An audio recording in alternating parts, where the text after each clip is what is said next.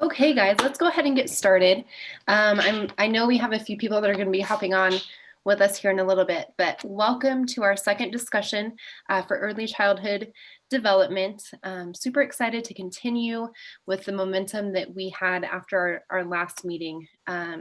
Great discussion. If you guys have missed it, we have summaries, the call recording, our chat discussion, and the content summary on our website, kcad.org, under the Community Vision Planning tag. So if there's something you missed, something you want to follow up on, all of the information is there. But to, like I said, be respectful of everybody's time, I'm going to turn this over to Nicole Sedlacek, our facilitator with Nebraska Public Power District, to help us dive in, identify some priorities, maybe some big easy wins for us, so we can really, as Senator Williams indicated on our last call, become those action heroes for Keith County. So Nicole, the floor is yours.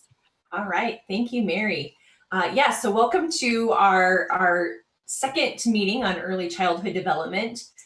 Just a quick recap, I do have a slide showing just kind of a recap of what we discussed in that first one, kind of what's going on. So Keith County Communities for Kids, the C4K, is working to increase childcare capacity and quality through scholarships and educational incentives for childcare providers, business startups, startup grants, and incentives for infant care or substitute providers. C4K is also working to hire an early childhood development coordinator and to launch feasibility and impact planning locally for more action. And we heard Pam really talk about the efforts with C4K last time we met. Also, a strong local provider network for communication already exists. We heard that, and that local public and parochial schools work closely to offer student services and teach using the positive behavioral intervention systems. We also spent some time really talking about the assets that are in place in Keith County when it comes to early childhood. So lots of information was shared either through the chat or verbally last time we met. But as you're looking at this list of assets, does anything either jump out at you that maybe we haven't documented? Please feel free to either use the chat to document that, or also, turn on your mic and also share maybe with the group. So you can see that there's a number of different things, from the number of providers specifically to the C4K efforts to activities in the schools. But anything missing from our asset mapping last time that even maybe after you thought about it after we left that first time, or as you're looking at it today, that something's missing?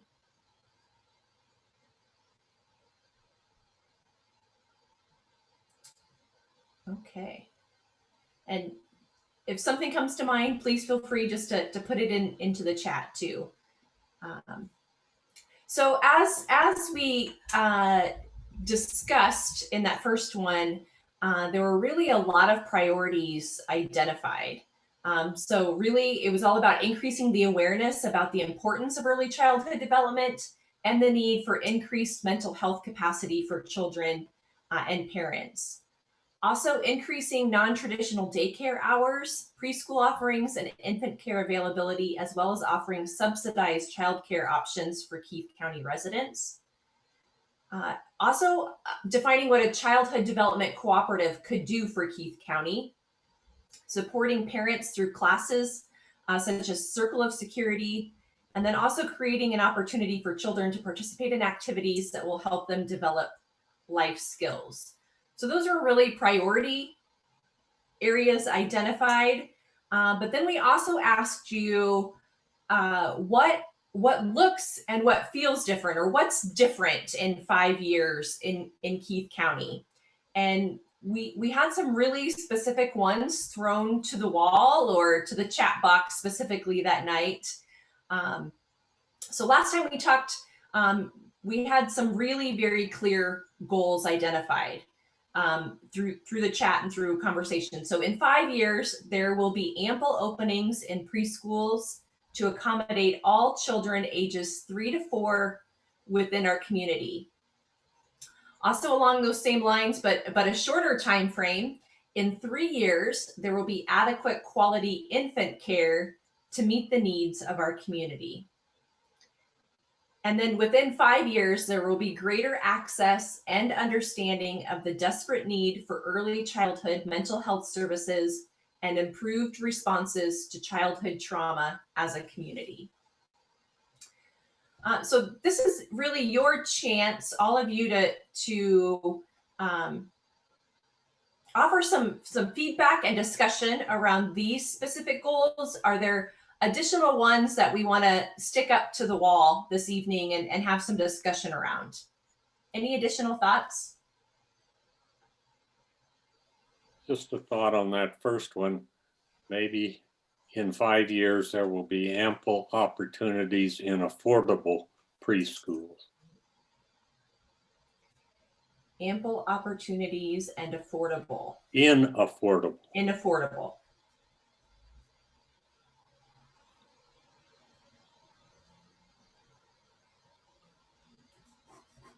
Great. Other thoughts? One thing I noticed is that this doesn't, it doesn't capture any of the training or other support for teachers or early childhood development practitioners. So if there were schooling or other classes, training, that kind of thing. Mm-hmm. I agree with you, Lisa. I was thinking we need to think about the child care providers as well and help them do better. And so I like your thoughts, Lisa.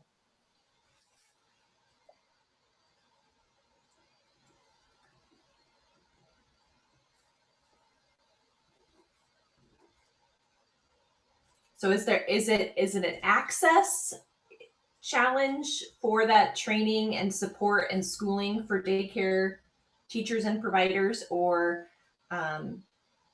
maybe what's the hurdle or obstacle to those training opportunities? Is it just maybe, is it opportunity? I'd have to ask someone else to address that, because I'm not sure. And possibly there are enough offerings, but if we're thinking of, increasing preschool openings and having adequate infant care, that means we need more qualified and more practitioners. So how do we support them? How do we train them? How do we bring them in?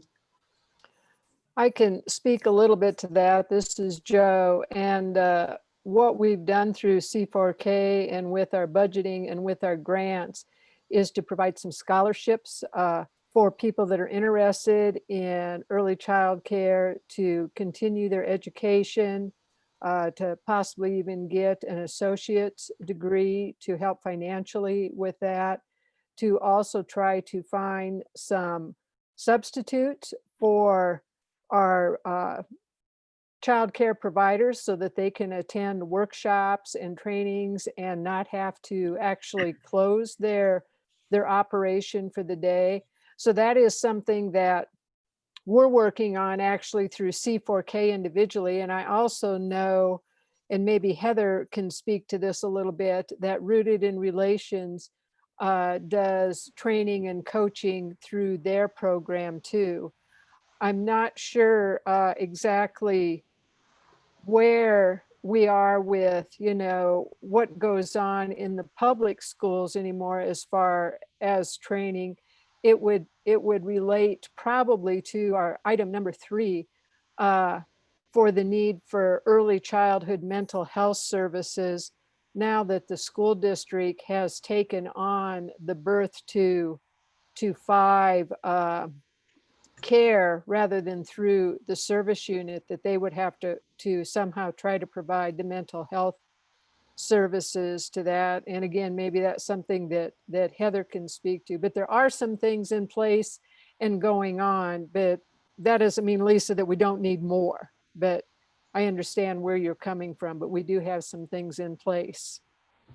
Yeah, I agree. And I heard that last time. I do think it's a goal that we should maybe think about how to identify, how to define what we're trying to do. Yes, I think it would be a good idea to identify it specifically here as one of our goals. And then, you can set up a matrix, a schedule or something like that. So, who's involved, when's it going to happen, how's it going to happen? So great idea.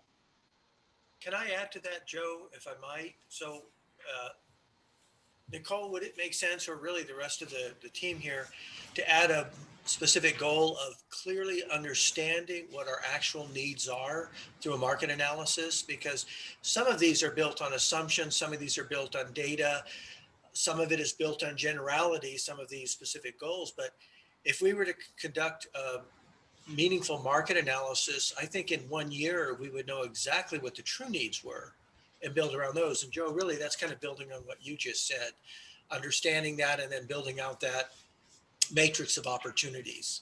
Would that make sense? I think that's exactly where we want to head with this whole thing. And we are in the process now of, we have applicants for our part-time coordinator, and hopefully we'll be conducting some interviews in the very near future and have someone hired. We hope by the first of the month. And then our next step is exactly what you're saying, Joe, is hopefully we can get some funding to help with a marketing analysis specific to Keith County in the areas that we really want to target. So, we kind of have things lined up. A lot of it's going to determine the finances and whether or not we can actually swing that. But that's where we are headed. This is Heather Orth, and I would say that that's spot on. Like, one of the big things I see in our goals is we need it to be a measurable one so that we know that it has been reached, because we're not clearly defining the number of preschool spots that are available now as to what can be considered ample in the future. And then also, like, there's a lot of people that have had access to the training through Rooted in Relationships for like the positive behavior intervention supports, but not everyone in the community has embraced that or wanted to participate up to this point. And that's okay. Heather, would you repeat that? Oh, not everyone in the community has chosen to embrace or to take on that positive behavior interventions and supports. I think it will continue to gain traction, but it's still, it's still becoming more of a focus. And then on the early childhood mental health thing, boy, that's been on the radar for at least 2 years that I know of. We have kids that would greatly benefit from that resource being in our community. It kind of goes to what I was hearing from the, reading the paper and our need for professionals to, want to be in our community. And first, we need a place for that child mental health thing to happen. Secondly, we need providers that are licensed and qualified to do it. So I think those are the two big hurdles on that one about the childhood mental health.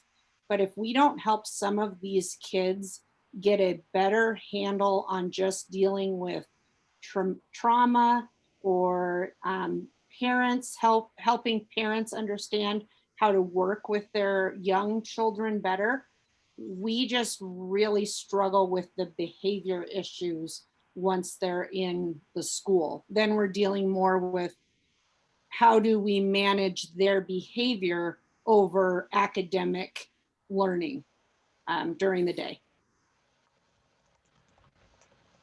So Heather, can you get me up to speed a little bit on the mental health issues with the positive behavior support? Is there programming available for children birth to 5 that we need to have a quality certified individual address those particular needs? I don't know how, if positive behavior sports, is available, prior to preschool would be my first question. And if it is, then what would be our next steps in getting a person who could help provide those services to work with the children and or the families? Because typically at that age, anything you do with the children involves the entire family setting. So can you help me out a little bit with what is available? I probably am not the person to have this. I see Cheryl is on the call, Cheryl Roche, and she may have a better insight into that than I do.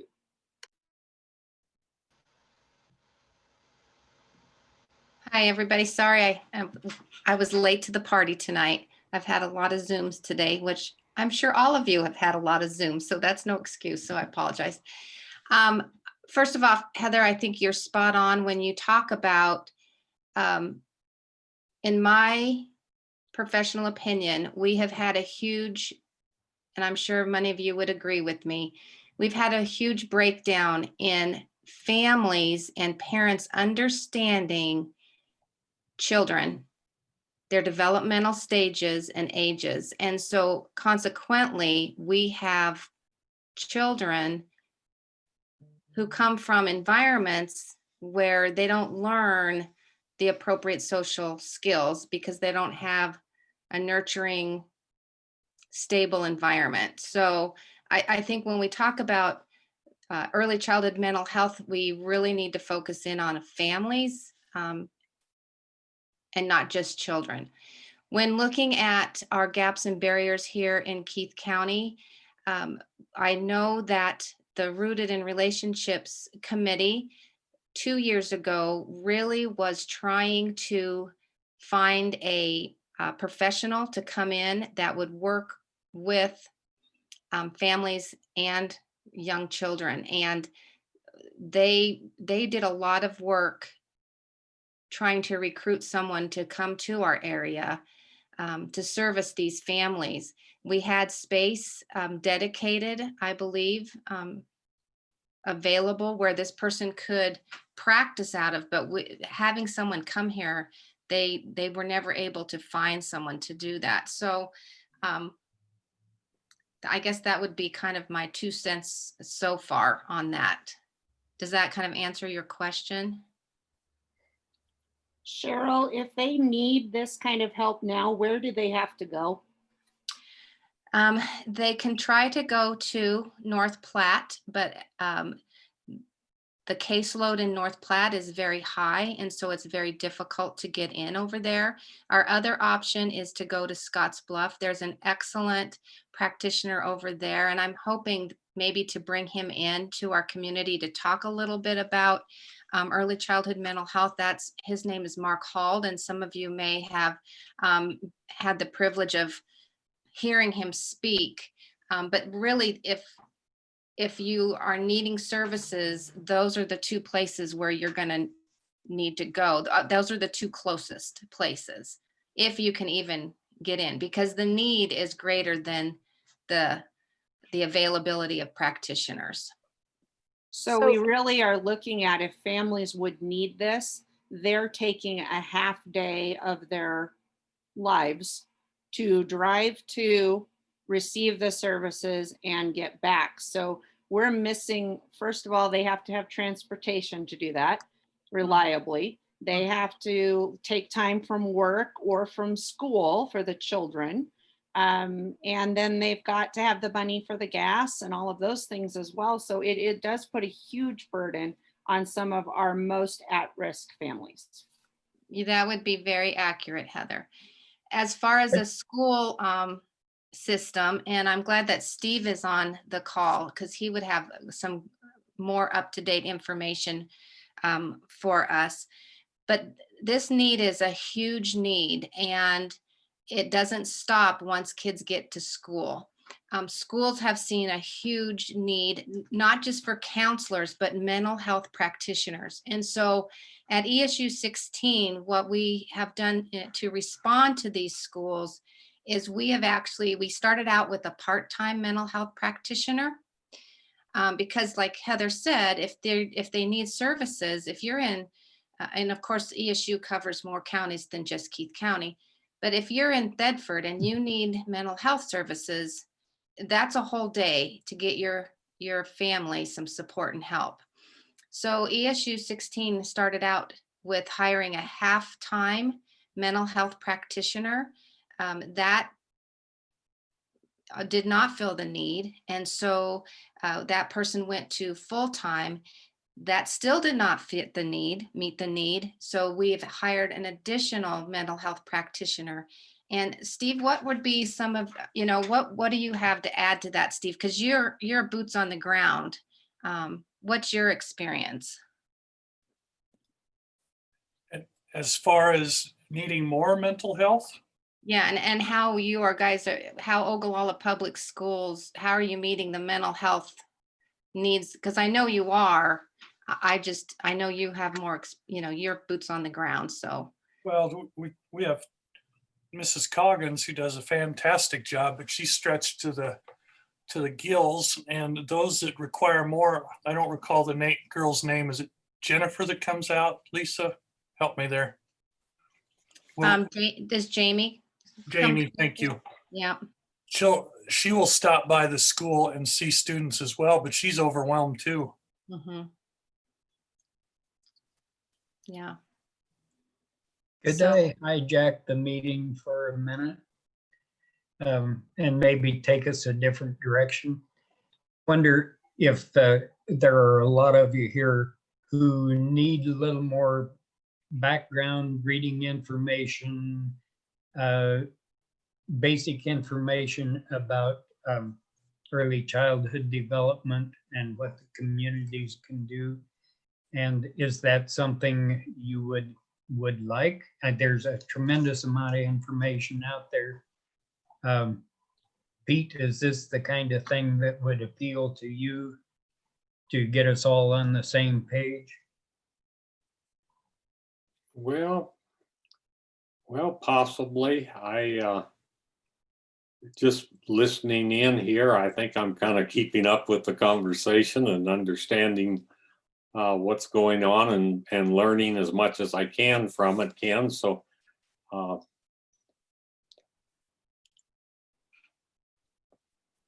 don't know that I would say that it's something I would need.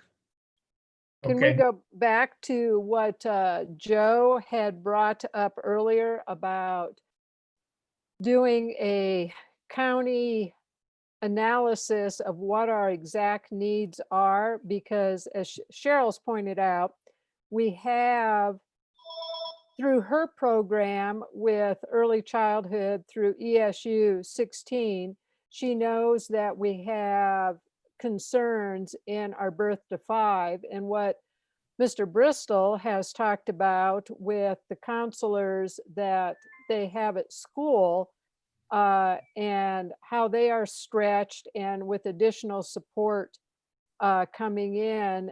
Mrs. Coggins is probably certified as a school counselor, not a mental health counselor. And Steve, if I'm wrong, correct me on that.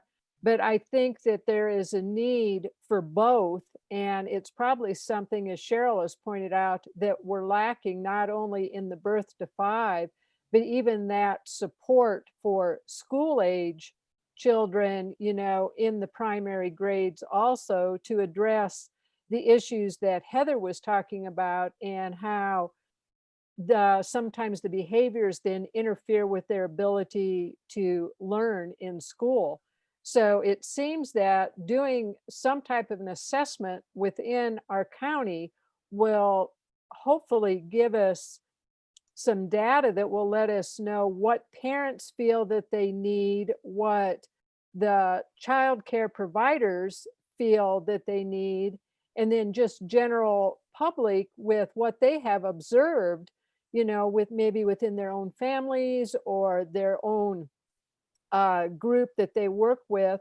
And then also the school, how all of this can support them. When you have one counselor at the elementary that's serving students, 400 students, it's impossible for one person to meet the mental health concerns of all the children, plus just the day-to-day working counseling that a counselor would have to do in an elementary school. So I think we've got to figure out how we can support both the preschool and, those early childhood as the school age.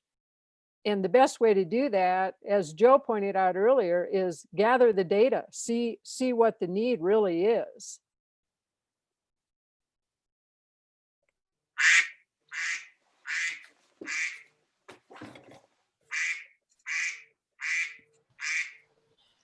So as we've been talking and you've all been doing a really good job of sharing and asking some questions, I've been able to kind of add some information to the slide on the goals identified.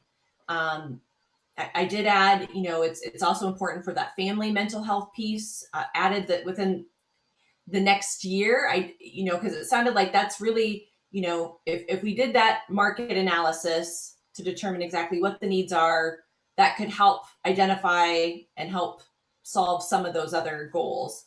And then I also added the provide training support and schooling for providers.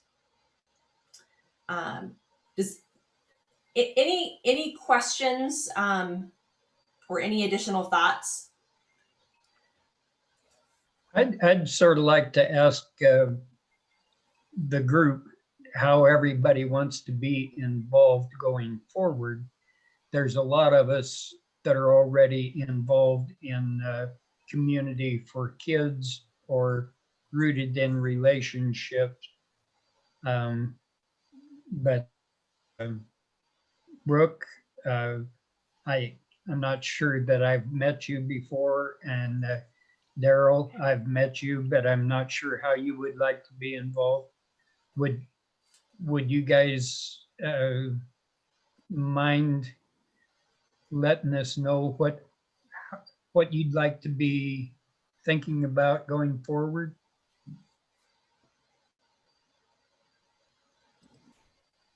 Sorry, I couldn't find my unmute there. Well, hi, Ken. I'm Brooke Robertson. I was originally a Pinkerton. I think you know my mom, Lori. So anyway, I recently began working here in this community, and I guess I just want to be involved in community growth in any way that I can. And so I'm, just kind of wanting to attend these meetings, and I've lived here for 10 years. I do have, I previously taught for 5 years. So I'm just, I don't have any specifics as far as this is where I think we should be. This is why I'm here. I'm just here to learn and see how I can be of help in growing our community.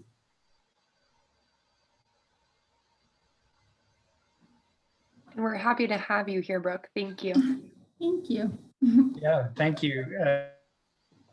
Getting an opinion from somebody else is always great for us. Daryl, would you maybe tell us a little about what you want to be doing? So the reason I started to attend this meeting in particular is just because I wanted to get a better understanding of what the impact of not having certain services in our community as a council person. So I've learned quite a bit in the first meeting and up to this point. I am trying to figure out, at least in my own mind, some of the questions that I have that I don't want to present, because what I don't want to do is derail the efforts which you guys are talking about now. But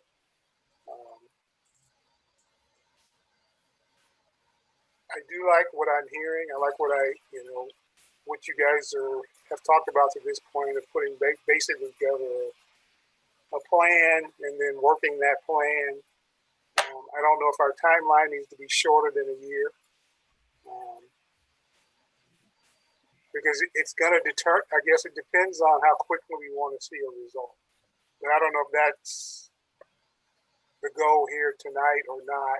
Just to again figure out what the needs of the community are, and then move forward with that. So again, you guys have done a great job to this point. So again, I don't want to spend too much time talking in circles. Are you guys, as a group here tonight, are we interested in educating the community more about early childhood development and specifically what the economic impact is for child care or the lack of child care? I think those of us that have been around this question a little bit see the lack of child care as a real impediment to economic growth in Keith County. Again, Ken, I think really that goes back to getting some really solid data out of a market analysis, because then when we do make a presentation, we can say, you know, X number of respondents, this is what the result was. You know, you and I might think that we have plenty of childcare in Ogallala because everybody that we know has somebody to take their child to. But there may be a whole nother group of people out there that I'm not associated with, that I don't know what struggles that they are facing. So again, I think that market analysis is really going to help us identify those needs. And then we could make a presentation to the community. We could, you know, go talk on the radio. We could have articles in the Keith County News and let them know, you know, these are the needs for early child care in Keith County based on this information. And I think that that will give us more credibility then to move forward. So, Joe, I think what you've said, and Ken, also what you've asked, I think that really kind of leads the group into kind of that first easy win. And so maybe it's, you know, it is definitely identifying kind of that time frame for the time frame to conduct that market analysis. So we know that there are efforts with C4K and rooted in relationships and also with the schools, and I put that within the next year, but maybe, as Daryl mentioned, maybe that needs to be a much shorter time frame to help you with the other goals. So what would be a realistic time frame to have that market analysis completed for the community and county? You know, Pam has been doing some work on this, and I think it's maybe time that she could tell us a little about what her thoughts are. Thanks, Ken. Before I do that, I wanted just to reach out to Daryl. Daryl, you said something that really resonated with me, and I couldn't agree with you more about what impact does this data have on our community and our area in general. And I really think we don't want to lose sight of that, because that is so key to make sure that as many listeners as that we have understand what that economic impact is. I was just in some community college meetings on a national level this last week. Believe it or not, this was a piece, early childhood, that is really being focused on in policy, even with our community colleges across the nation, because that economic impact is so huge in this area. Bottom line, we need to educate more about it. Hearing it once isn't enough. Hearing it twice helps. Hearing it 3 times really solidifies the message and helps each of us be able to take that message to another person. So going back to, Ken, your question, the feasibility study, is that correct? The market analysis, that is. I think we need a group of, my opinion is that we need a group of people that come to the table and determine what is it we want, what are our greatest needs here, certainly what are our assets, and what do we want to achieve. And within that market analysis, and this is not my area of expertise, I will say that right up front, but we have people that we can reach out to in the community to give us lots of information and guidance on how to go forward with this. We heard things at the visioning sessions that maybe have kind of some of those dreams that have kind of gotten just pushed down a little bit, not pushed down, but pushed to the back of the log of priorities for us. But we don't want to lose sight of those. And we want to continue building on the really great things that we do have going on here. We know, we've heard that the mental health area there's a great need for it. I've been in the system, the school systems. I know firsthand as well. And I sit in on Families First meetings occasionally, and I hear the work that they're doing. We certainly need more help and capacity in that area. So all of these pieces, there's so many players that we need to bring to the table for this market analysis. I just think that is probably the place where we need to start. Can we get it done in a year? With good guidance, yes, certainly. That's not going to be that's not going to be my expertise area, but we do have a couple of people kind of rising that would be great to lead us there. Pam, does that answer your question? So those partners that can help really, what relationships are really needed that maybe aren't there at the table today or tonight to help with that market analysis. So let's really kind of put some framework to getting this market analysis done. I think, so who may be identifying some of those partners that can help with that?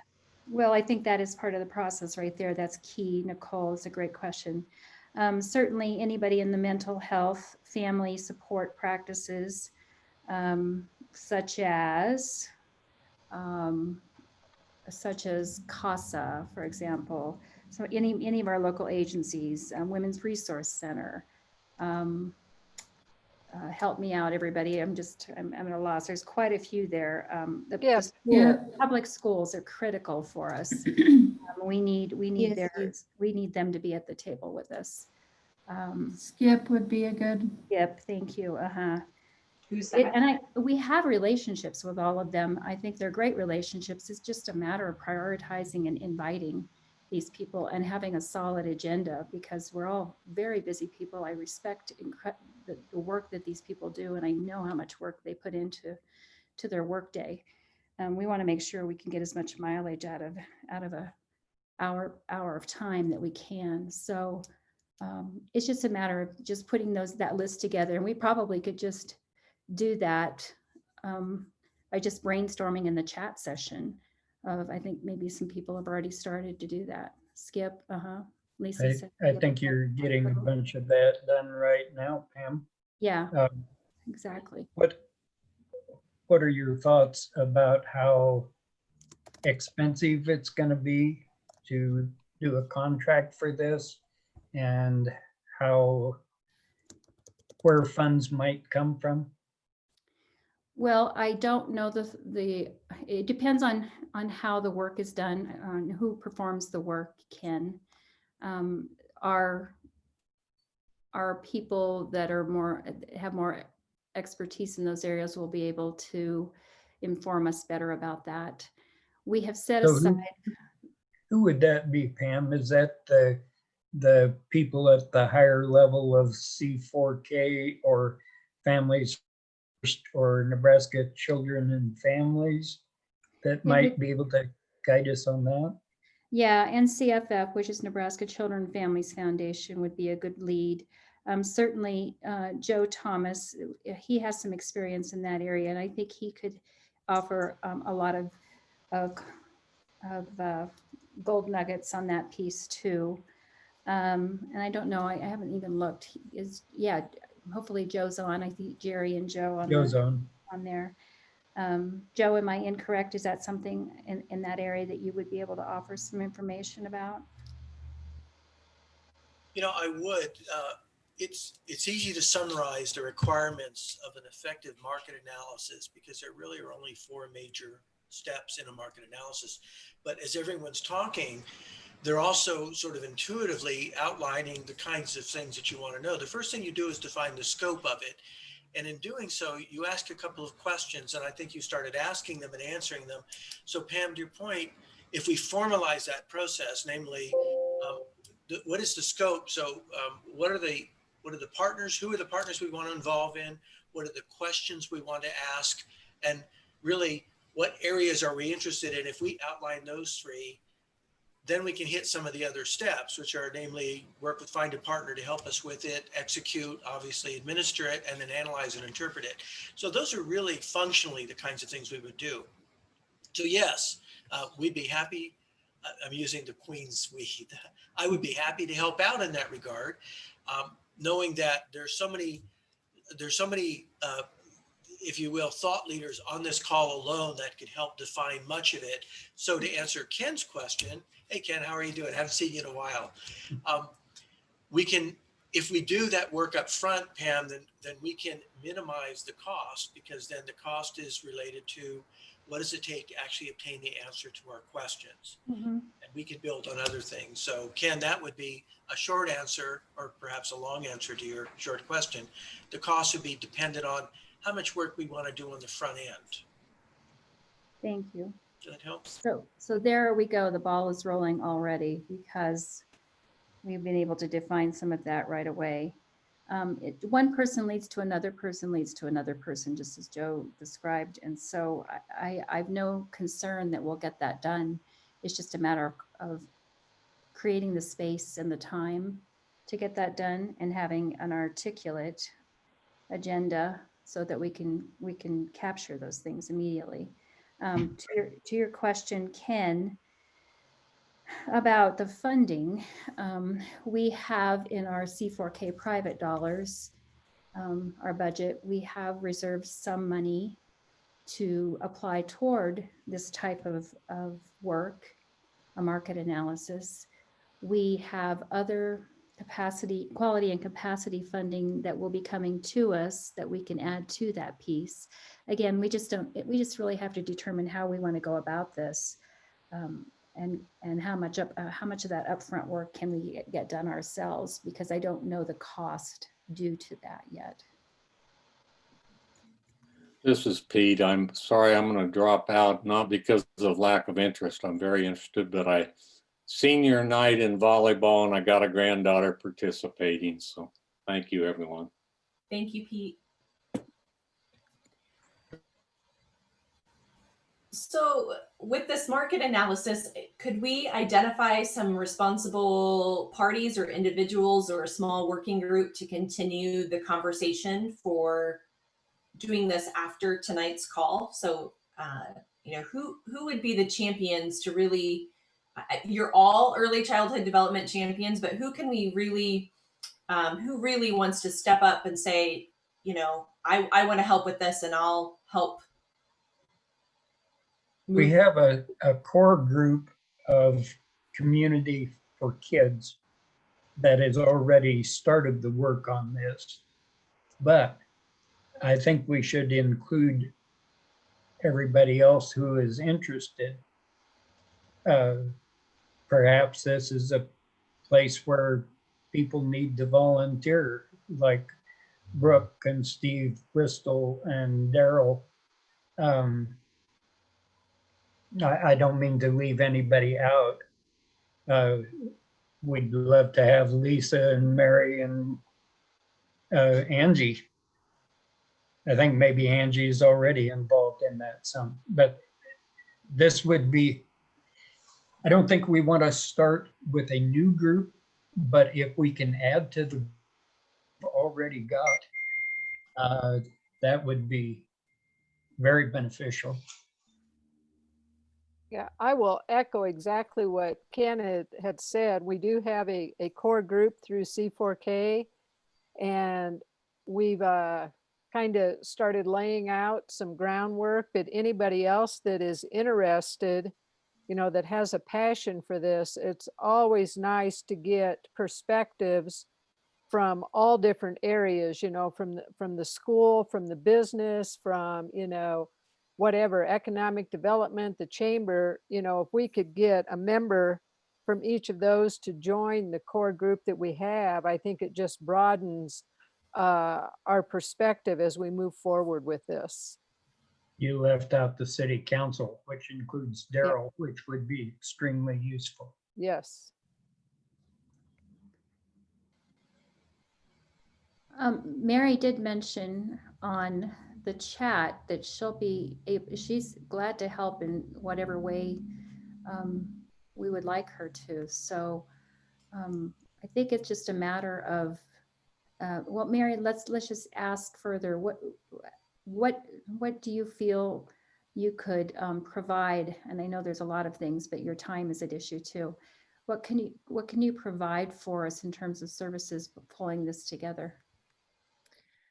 First and foremost, I do not want there to be any duplication of efforts, right? If this is something that C4K has written in this plan, Pam, that you and I have talked about multiple times, that makes sense for that committee to lead the charge on this, right? We don't want to start over from ground zero if we've already made this much progress.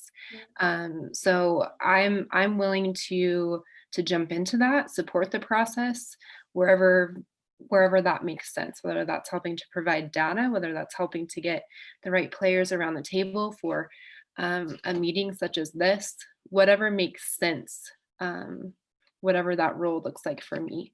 But again, do not want to duplicate efforts just to be there. Okay. Can I make a suggestion, Pam, Ken and Nicole and Mary? In the world I live in, we create charters to describe a project of this ilk, namely conducting a market analysis, for example. I'd be willing to create a draft charter for this kind of project that describes the purpose, the intent, the suggested outcomes, even the metrics that are associated with the outcomes. How will we know we've been successful? Which I think is really important. Can I offer to do a draft and get it started at least? Nicole, I know you'd like to see a little momentum here. But for example, Daryl, I'd love a chance to work with you because I know you think about these kinds of things in your normal course of work and certainly working with the city council. But if we could lay that out, then we could all populate that, make sure that we all agree there's a consensus on it, and then go from there. Because I think what's really important here, and everybody has said it in different ways, is not only do we want to make sure we're doing the right thing, I'm channeling Joe Brown right now, Joe, but let me channel Pam here for a sec, but we want to know that we're doing the right thing and we're measuring the impact of that and we're doing it in a meaningful way. And then to Daryl's point, as Daryl's thinking about, well, how can the council be involved, the city be involved? The city's not an entity. The city is made up of the mayor and council person. So I have to remind myself that we're really talking about people who are making decisions about really important things and about our future. Would love to see them involved as well in helping to frame the charter. So that would at least be a tangible document we could look at with purpose, intent, measurable outcomes, even describing maybe some of the charter would typically include who are the interested parties, who might we involve in that sort of thing, and get it out and then go from there. Does that sound like a reasonable approach, Nicole? That would be wonderful, Joe. Thank you. I speak for myself. What does everybody else think? Absolutely. That's the kind of thing that will move us forward. No point in us wasting all the time by each of us writing the paragraph. Joe's done it before. Let's start with Joe. And Joe, whatever support you need from me, I am willing to meet with you to help you plan this out and design it and get it in writing. Daryl, what I would suggest is after I draft the first version, then why don't you and I put our heads together real quick before we submit it to the rest of the team? Would you be willing to do that? Yes. Thank you, Daryl. Appreciate your time. I'll be very, very sensitive to it as well. That's great. No, I think that definitely will help kind of continue to frame the conversation for next steps. Yeah, definitely is needed and would be helpful. I think, Nicole, I want to jump in really quick. When we started this, My goal was to end with some sort of working document that would help bring a collective vision to these efforts, right? And that just surfaced organically through our conversations, which gets me really excited. So we have this working document that we can all rally around and see the progress that we're making. So this is awesome, you guys. Thank you. Sorry. Little side note, Nicole. No, that's good. That is what we wanted to have happen. And there's been some really great conversation. And I think just a lot of learning from one another, that all of you are in the same county and just learning about the different needs and services and opportunities that exist. Any other additional conversations around this market analysis? Or, you know, I know we're going to, Joe's going to help create that draft charter.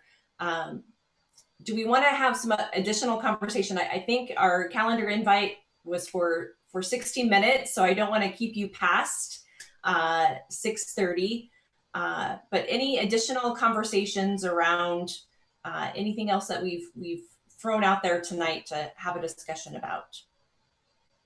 I just typed something. This is Heather Orth. I typed something in the chat box, and no, I am not a professional at this in any way. But what I think is that there needs to be some understanding of exactly what do people in Keith County think of childcare or early childhood experiences. What were their experiences and what do they think the experiences are for parents right now? And I think like being able to group that out by, say, young professionals, grandparents, retirees, might help to guide like who do we have in the community that really understands where parents are right now, and who, like what groups or what, you know, like does the senior center, would they be open to like having an early childhood talk if we find that a lot of people in that age range don't see what the struggle is because in the current moment, because they're looking at it through the lens of their own experiences. So I know I'm sure someone that knows this far better than I do, but I do think that would help, like with Ken's question of who needs the education and how do we best deliver it to them, because there's a huge body of people that do not understand that 90% of a child's brain is developed by the age of 5. Like they think we're waiting till school starts and these kids then will get what they need. No, their cup has to be full to nearly running over before they ever grace the doors of kindergarten. And so that's, I guess, a spot for people to talk about and see how that might play into like getting actual people's perceptions and opinions, and like on a scale from 1 to 10, how much do you feel you know about early childhood education? How much do you see there being a need for more education for it? I don't know. I just think there might be something we could pull from there. I think you are definitely onto something. Communities, they do community attitude surveys all the time. There are some communities that will take a pulse on certain subjects, but this could definitely be one with early childhood development, that not only are you maybe kind of taking the temperature or the pulse of maybe the perception of early childhood needs, but then maybe there's also a way to incorporate that what's needed or missing, and then you're kind of maybe gathering data from multiple sources as to the need and perception. Yeah, another piece that I see is that I think it could be very different across Keith County of what people would tell you in Paxton, of what people would say in Brule, what people would say who live, you know, in rural areas, and people who live within Ogallala. So I think even understanding how different the needs may be, just even based on where people reside within our county. So we're more sensitive to it not just becoming about one community in the county, but what does the big picture look like for Keith County, and how do we meet the needs that are showing up in those ways? Cheryl, do I see you have a raised hand maybe to add You to do, Nicole. I know we don't have a very many minutes. I love that that we respect everybody's time, but a couple of things I wanted to say real quick is on our goals. The last goal you have, provide training, support, and schooling for childcare providers there.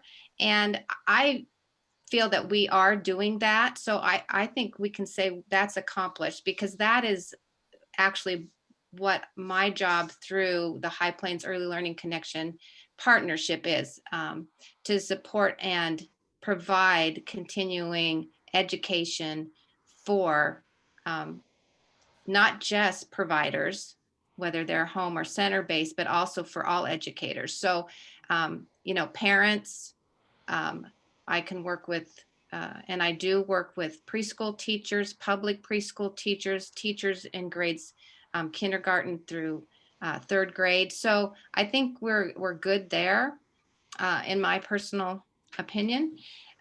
So I think we can say we have a win there. So that's a good thing.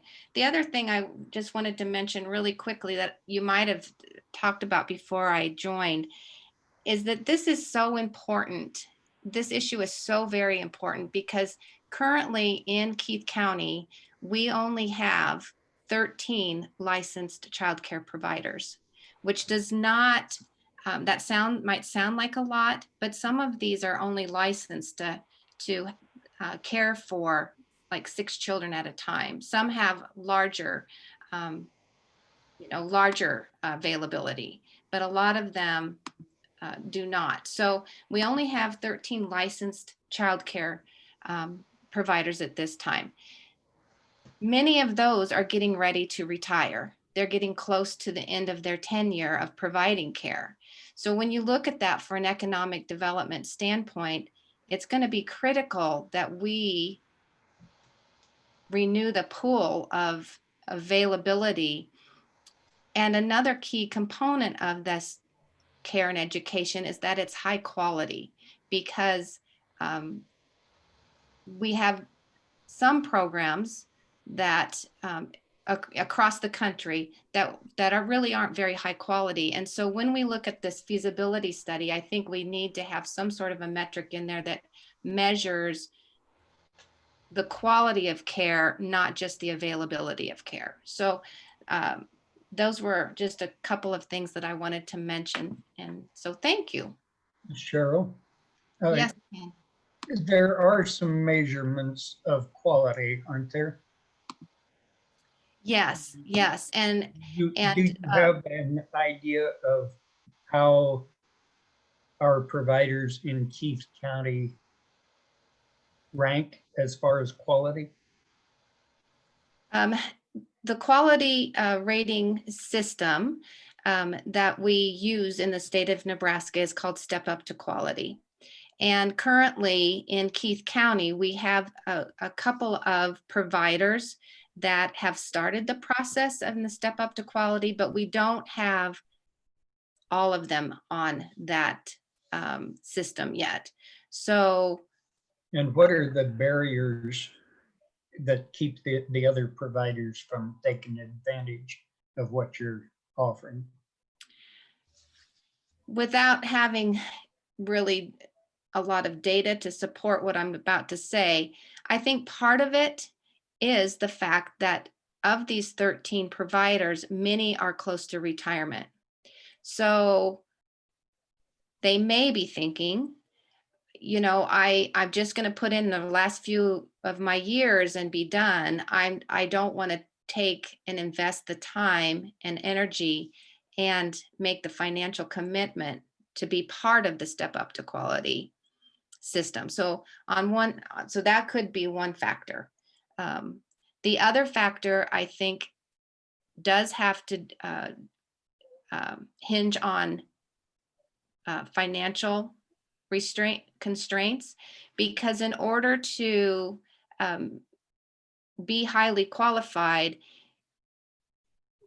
you must have completed coursework, which that's again what I make available to people, but that's at a cost. And so if many of these providers, they don't make a lot of money. So to, Is it a fair assumption that after you've been babysitting kids all day, you don't have enough energy to go take a course at night? that is very true, Ken. Yeah. Yeah. And then, and you don't want to always give up your Saturday either, because that's the only little bit of family time that you have. So where does Keith County rate in quality of care? I mean, the scale is 1 to 10, 1 to 100. Well, the system isn't it's not a ranking in that regard. But we could say how many of our 13 providers are currently part of Step Up to Quality. And I don't have that exact number in front of me. I believe there's only 2 at this time. Okay, thank you. So in addition to on the provider side and the quality piece and capacity, you know, that we need to do a little bit further education on the economic side. Certainly the losses to working parents of not having the choices that meet their needs, and then also the losses to employers in absenteeism and workplace productivity, employee turnover, that kind of thing. Dr. David Rosenbaum presented some of those things to First Five. He is from UNL, the Bureau of Business Research, I believe. And those numbers are readily available. It'd be very interesting to see if we could narrow those down to Keith County and see what kind of impact those losses are having to our county as well.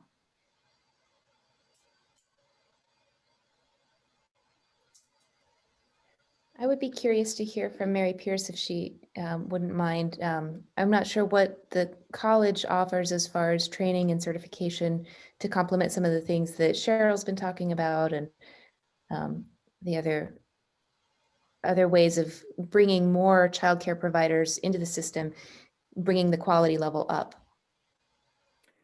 Well, thanks, Lisa. Cheryl and I have had many discussions as far as partnerships between her entity and ours, as far as any kind of training that our childcare providers need, and bringing those in. Now, I can tell you we've offered a lot of things through Cheryl. I'm thinking it's Region 2 also as well, like youth mental health and those kinds of classes that our childcare providers have taken advantage of. But you know, sometimes as much as you want to put out there and offer, there are not that many takers. We are focusing on increasing early childhood academic courses.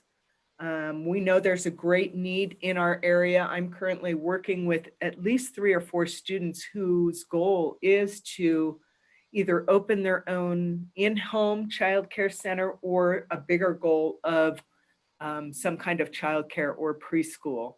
So those students we need to support, and I'm not talking about financial support of paying for their classes, although scholarship programs are great.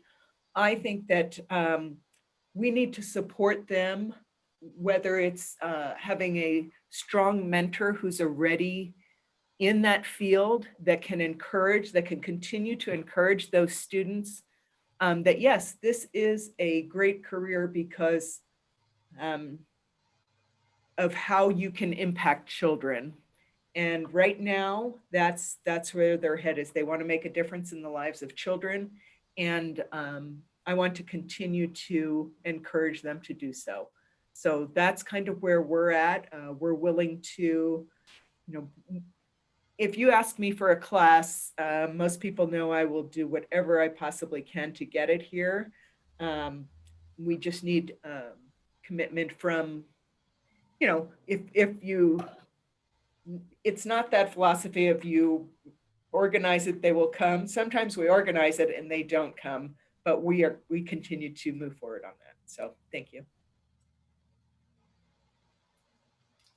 So Heather has put in some great information in the chat box too about broadening the family component to more access to also parenting classes. We've talked a lot about kind of the training opportunities for childcare providers, but maybe increasing that access to parenting classes. Some really good thoughts there. I guess as we wrap up, Mary, next steps or questions and thoughts from everyone else, maybe. I think it'd be nice to go ahead, take Jo. some of these things that have been put in the chat box and kind of create an agenda for the next time. And if you send that out to everybody prior to the meeting, then people can kind of have their thoughts wrapped around what the conversation would be that will help us stay within our hour time frame.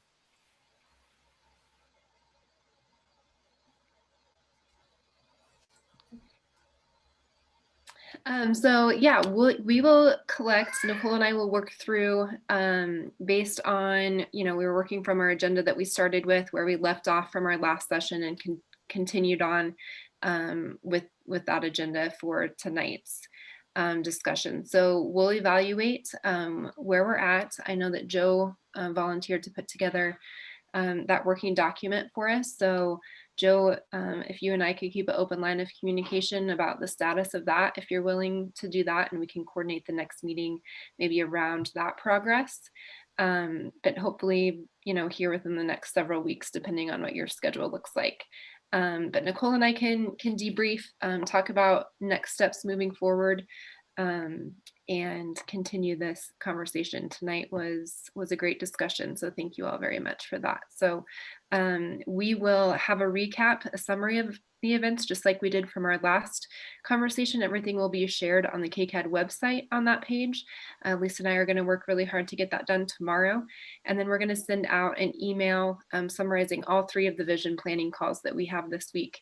You'll see that come out next Monday. So watch your inboxes for that information as well. So thank you all very much. Appreciate your time. And Nicole, I'll let you sum up if there's anything that I missed on your end. Yeah, nothing on my end. I just want to thank you all for continuing to have this really important conversation. This conversation isn't happening in all of our Nebraska communities. This is really great conversation and dialogue, and just some really great learning amongst all of us tonight and then the previous night. So kudos to all of you. Thank you for taking time out of your busy schedules to join yet another virtual call and really setting the stage and building some really good foundational blocks for your community and early childhood development. So I just want to say kudos and thank you for making this commitment to your community and to the future of your community. So thank you, everyone, and we'll see you soon. And thank you, Nicole. Thanks for managing this and facilitating it. We appreciate it. Thank you. You're welcome. Thanks, everyone. Bye-bye. Bye-bye.